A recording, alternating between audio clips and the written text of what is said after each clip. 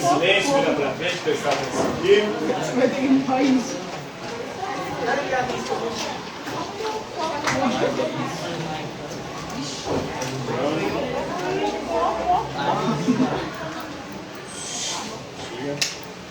Na aula de hoje vamos falar sobre aquela que é a maior religião do planeta, porque possui o maior número de seguidores, são mais de 2 bilhões de fiéis. Qual que é essa religião? Cristianismo. Cristianismo, muito bem. Por que essa religião tem esse nome, cristianismo? Vem de Cristo.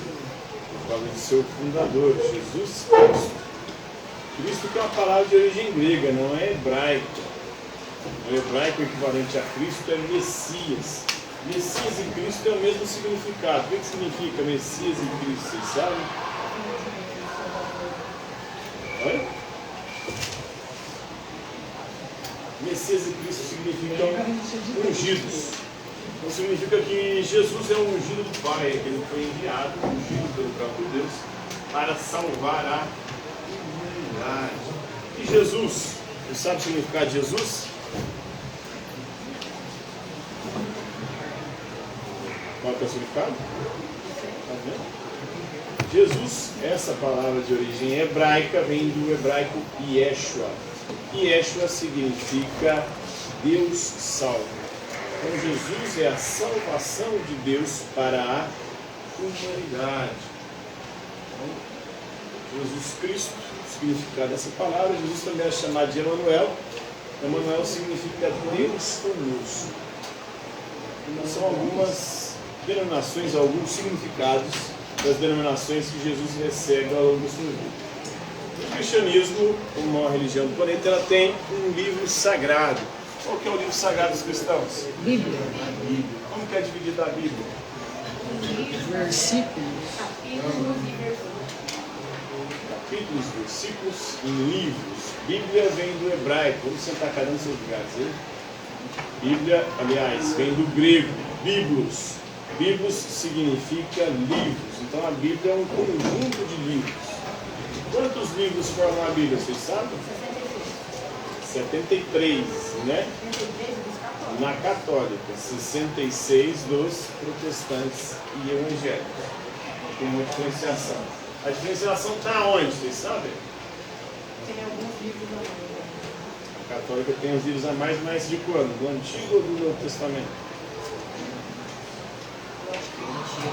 Antigo. O Antigo Testamento dos evangélicos, os protestantes, tem quantos livros? 39. Os católicos têm 46. Então tem 7 livros a mais a Bíblia Católica no Antigo Testamento. Então, esses 7 livros a mais acabou acontecendo, surgindo após uma divergência. Os cristãos da igreja primitiva, eles admitiam alguns livros escritos em grego. Inclusive o Novo Testamento, praticamente todo ele foi escrito em grego. Era a língua universal daquela época junto com o latim. Mas para o latim a Bíblia só foi traduzida no século IV por São Jerônimo. E o Antigo Testamento tinha alguns livros que eram em hebraico e outros que foram escritos em grego. Mas os judeus, quando eles foram reunir e estabelecer o cânone judaico, o que é o cânone? O conjunto dos livros considerados sagrados ou revelados por Deus. Os judeus acabaram deixando de lado os livros que não eram escritos em hebraico. Aí eles tiraram 7 livros, que tinham sido escritos em grego, ou cujas versões só existiam em grego. E aí os cristãos já usavam e acabaram adotando. Depois, na Reforma Protestante, Lutero e os pais reformadores, eles vão pegar o cânone dos judeus e não o cânone da Igreja Católica. Então essa divergência aí. E por isso que a Igreja Católica tem mais livros. Mas quem estabeleceu o cânone cristão é a Igreja Católica, por volta entre o século II e o século IV, que foi estabelecido os 27 livros do Novo Testamento, que são em comum, tanto para protestantes quanto para católicos. E o Novo Testamento começa com os evangelhos. O que significa evangelho? Vocês sabem?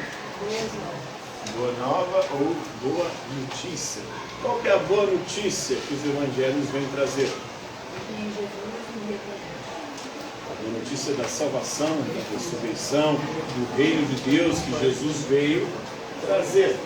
Então, esse é o significado, essa é a boa notícia. São 4 evangelhos: Mateus, Marcos, Lucas e João.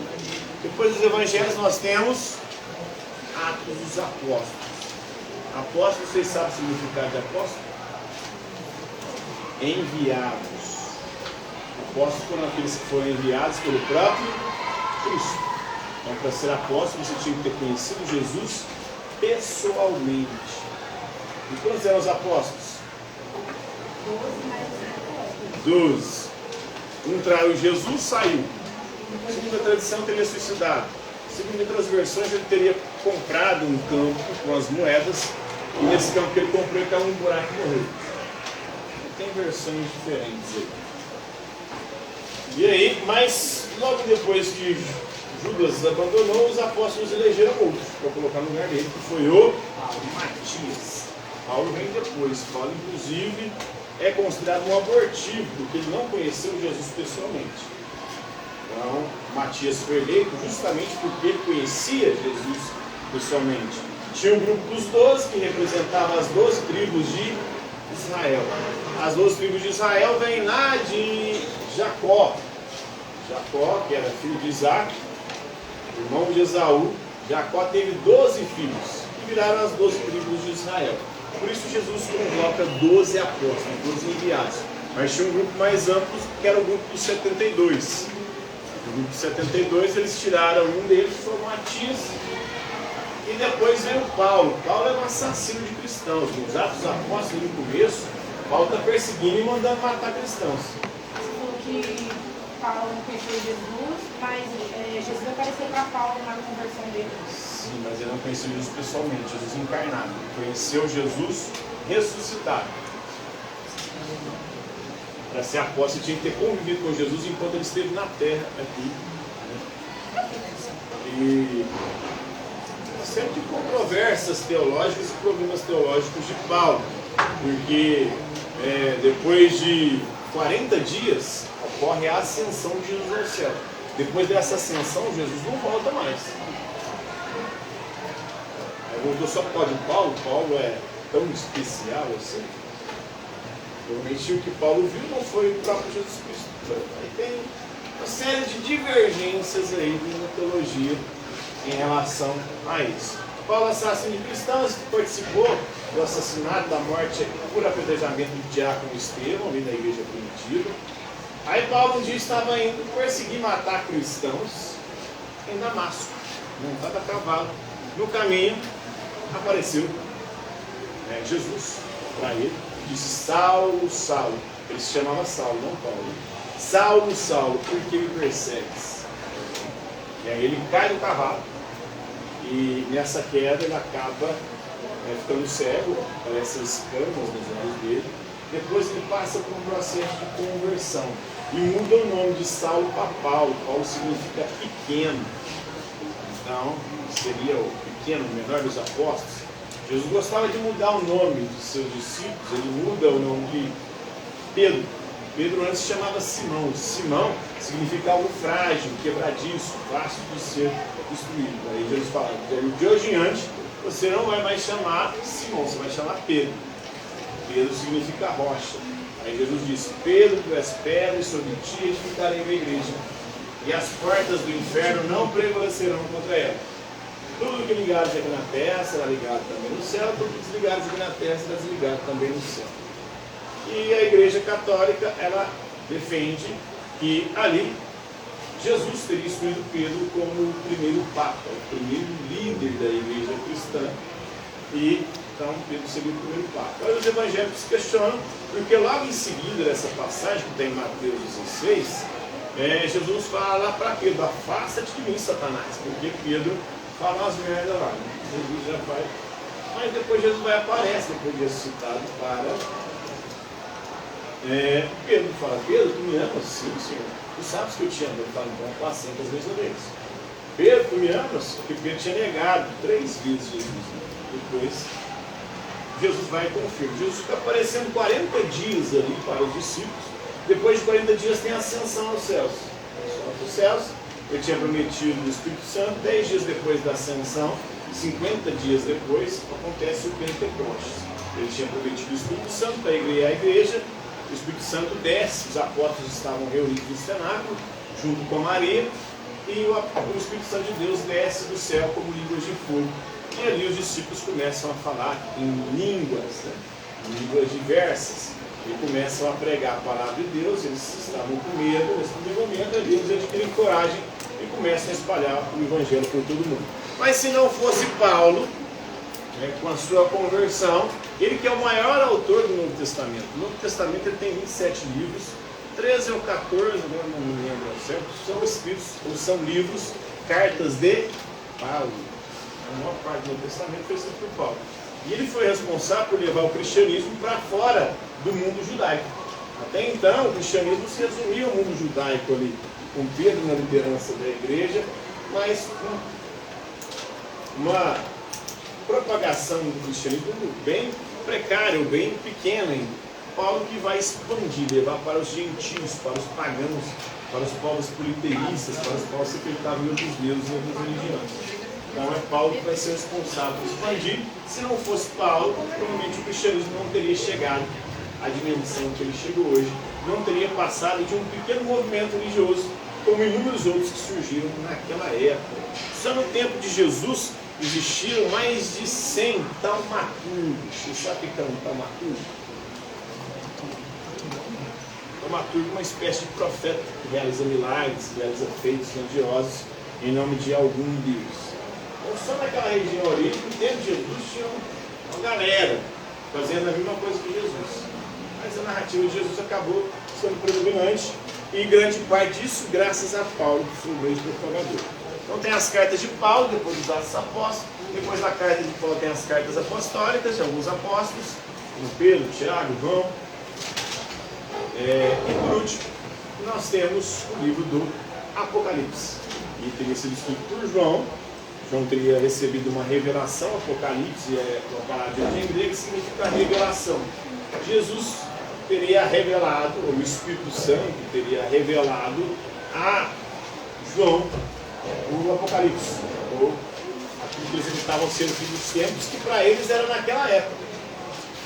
Todas as menções que se faz aí no Apocalipse é o Império Romano, que era a Babilônia, grande Babilônia. O 666 é o imperador romano da época. Aí muita gente interpreta hoje, tirando sabe-se lá de onde, da cabeça dele, dizendo que o 666 é o Papa, não, o 666 é o Lula, não, o 666 né, o chip que vai colocar na vacina. A galera usa o Apocalipse com interpretação freestyle, né? Tira, sabe-se lá de onde, né? Só sabe que não é um conhecimento histórico algum, científico algum. Ele lê lá e acha que já pode interpretar e já vai atribuindo aquela interpretação no momento presente sem nenhum tipo de embasamento e fundamentação histórica. É por isso que o cristianismo é esse B.O. tão grande que é. É a maior religião do planeta, mas hoje nós temos mais de 100 mil denominações cristãs diferentes. Por quê? Se o Espírito Santo de Deus teria sido enviado por Jesus, é um Espírito de unidade que viria guiar a igreja, esse Espírito Santo deve estar gerando uma grande confusão, porque cada um interpreta a Bíblia de uma maneira diferente e funda uma igreja. Qual que é a interpretação verdadeira da Bíblia Sagrada? Qual dessas 100 mil denominações diferentes é a que detém a verdadeira palavra de Deus, a verdadeira vontade de Deus, a verdadeira inspiração do Espírito Santo? Cada uma delas é vendida que é a sua. Os católicos dizem que são eles, luteranos dizem que são eles, presbiterianos dizem que são eles, calvinistas dizem que são eles, metodistas dizem que são eles, adventistas dizem que são eles. É até engraçado que algumas, né? Tem alguns líderes que, quando criaram e fundaram a sua religião, fundaram com profecias de que o mundo ia acabar. O mundo não acabou, aí a galera continuou acreditando nesses profetas, né? Os fundadores dessa igreja. Então a gente tem aí, né, os movimentos neopentecostais, a Igreja Universal, a Igreja de Deus, cada uma com uma visão diferente sobre Cristo, com uma interpretação diferente sobre a Bíblia, e dizendo que eles é que são os verdadeiros inspirados pelo Espírito Santo. Hoje nós vamos falar de um evangelho, que é o Evangelho de Mateus, capítulo 20, versículo 16, de uma parábola de Jesus, que é dos trabalhadores na vinha. Nessa parábola Jesus vai dizer o seguinte, né? Assim os últimos serão os primeiros serão os últimos. Jesus, com essa parábola, ele vai mostrar primeiro que ele não veio para buscar ou salvar os melhores, vamos dizer assim. Ele veio como um médico, e o médico vem para quem está doente. Então ele cansou de falar sobre isso. Ele veio para os excluídos, para os marginalizados, para os pecadores. Inclusive viviam metendo pau em Jesus, dizendo que ele andava com os pecadores e prostitutas. Aí Jesus vai dizer para eles, e as prostitutas os precederão no reino dos céus. Ou seja, vai entrar, mas não vai entrar o moralista que fica falando em nome de Deus, o fariseu. Então, era assim que Jesus interpretava. E ele não falou, as pregações que ele realizava, ele só não realizava na terra dele, que era Nazaré, porque segundo ele, um profeta só não é reconhecido na sua própria terra. Mas ele também não pregava em Jerusalém, que era o centro, onde havia o templo. Ele pregava na periferia da Judéia e da Galiléia. Porque ele queria os excluídos, os marginalizados, os pecadores, aqueles que eram considerados áreas da sociedade. Era para esse que Jesus disse que tinham vindo. E muitos seguidores de Jesus querem ser os campeões, os primeiros. Dois apóstolos, inclusive, vão tentar Jesus nesse sentido, querendo um sentar à direita e outro à esquerda de Jesus. Tiago e André, se eu não me engano, vão falar para Jesus, quando o Senhor fizer o que você tem que fazer e for sentar lá no trono da sua glória junto com Deus, quem que vai sentar à sua direita e quem que vai sentar à sua esquerda? Aí Jesus vai falar sobre isso, né? Porque o cristão não deve estar preocupado quem vai ser o melhor, quem vai ser o pior. É porque os últimos serão os primeiros. E aquele que quer ser o melhor deve ser aquele que serve a todos. Deve ser aquele, o próprio Jesus deu esse exemplo quando ele lava o pé dos apóstolos.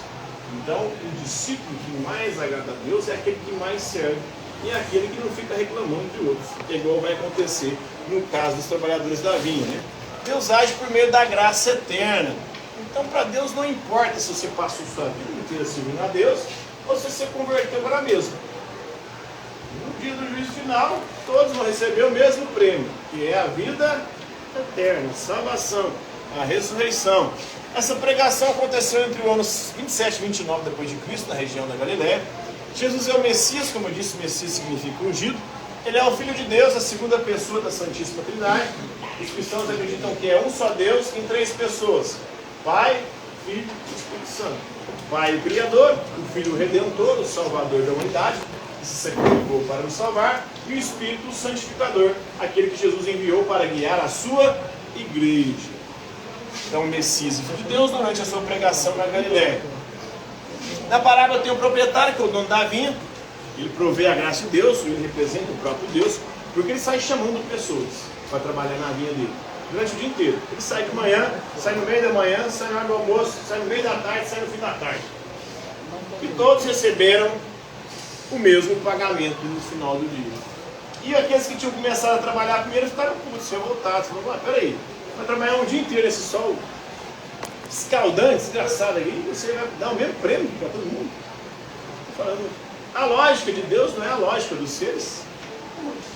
Não funciona na mesma perspectiva que a gente.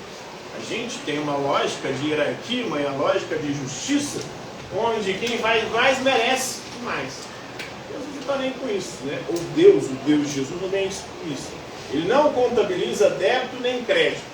Ele não fica anotando na caderneta o tanto de merda que você fez na sua vida para te ferrar.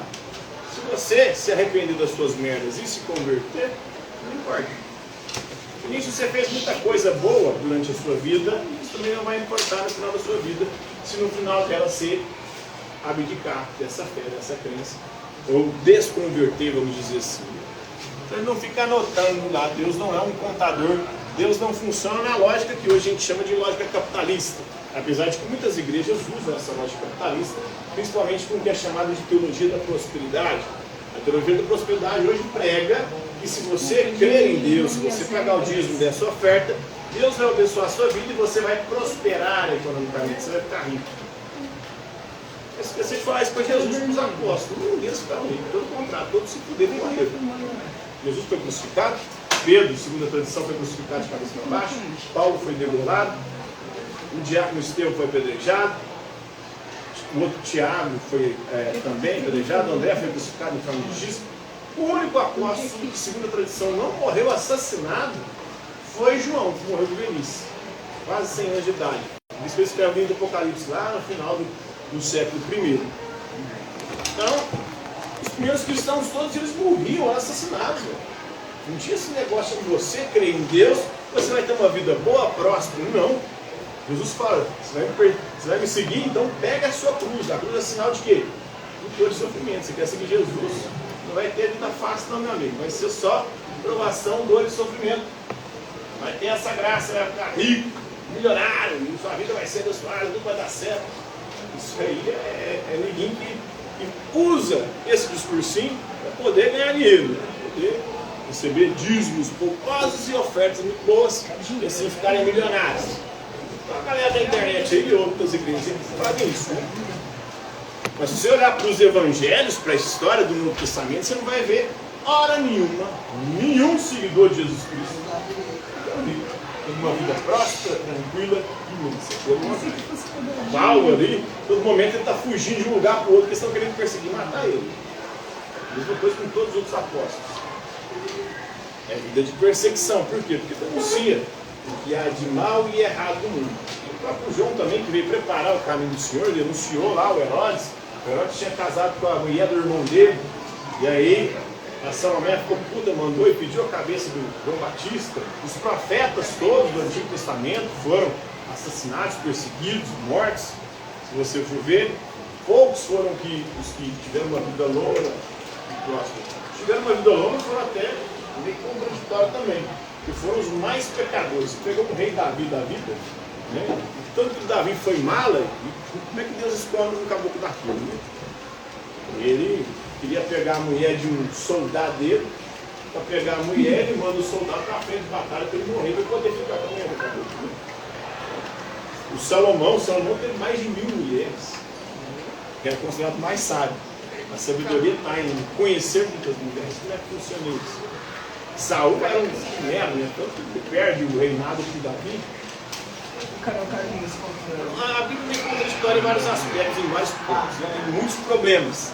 Então esses homens contratados por último, o Senhor os igualou a nós, que suportamos o peso do trabalho e o calor do dia. Então ele fica... A galera que começou a trabalhar desde muito tempo com Deus, fica puta, né? Com aquela que chega de última hora e recebe o mesmo prêmio.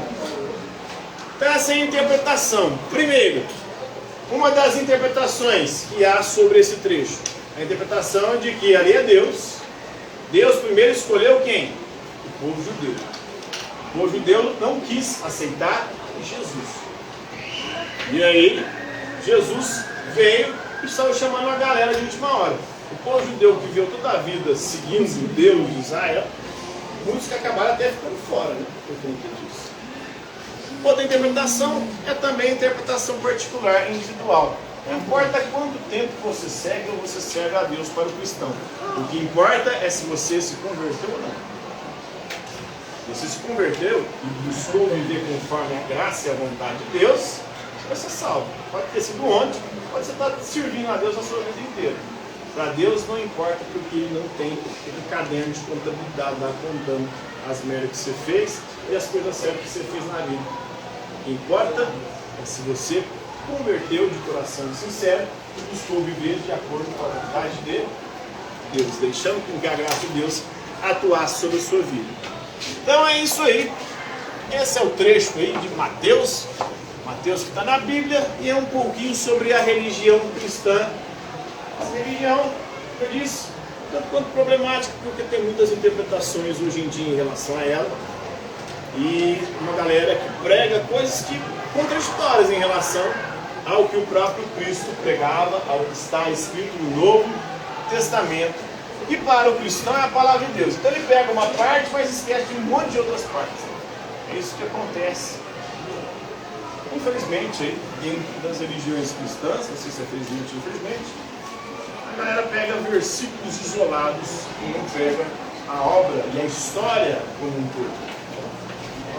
Então, são problemas que todos os cristãos da igreja primitiva foram perseguidos.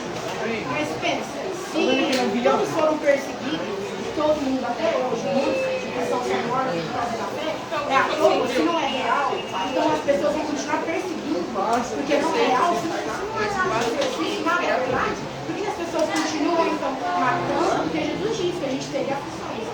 Porque, igual, tem Jesus já fez uma palavra, que um ladrão não rouba uma casa vazia.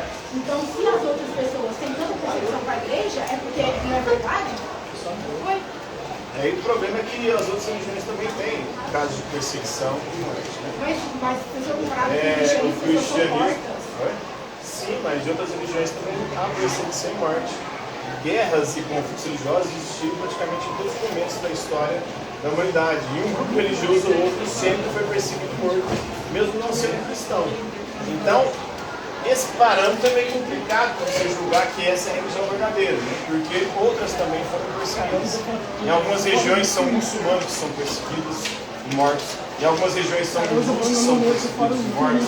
Em algumas religiões, na China, por exemplo, são budistas. No Tibete, ela é perseguida lá pela China, pelo governo chinês. Então é meio complicado. Tem gente que morre em nome da fé, mesmo não sendo a fé cristã. Até os pontinhos. Morrer pela fé, não sei se é um critério para poder definir de forma precisa se essa é a verdadeira religião, entende? Por isso que é bem complicado. Eu estudo de religião há mais de 20 anos, praticamente 25 anos. E tem essas dúvidas na minha cabeça, né, parte desses estudos. Mas é bom a gente estudar, porque quanto mais você conhece, menor a chance de você ser iludido e enganado, né? Porque o que tem de gente aí falando merda em nome de Deus, não está escrito, e ganhando dinheiro em cima dos outros, né? Usando o nome de Deus para ficar rico.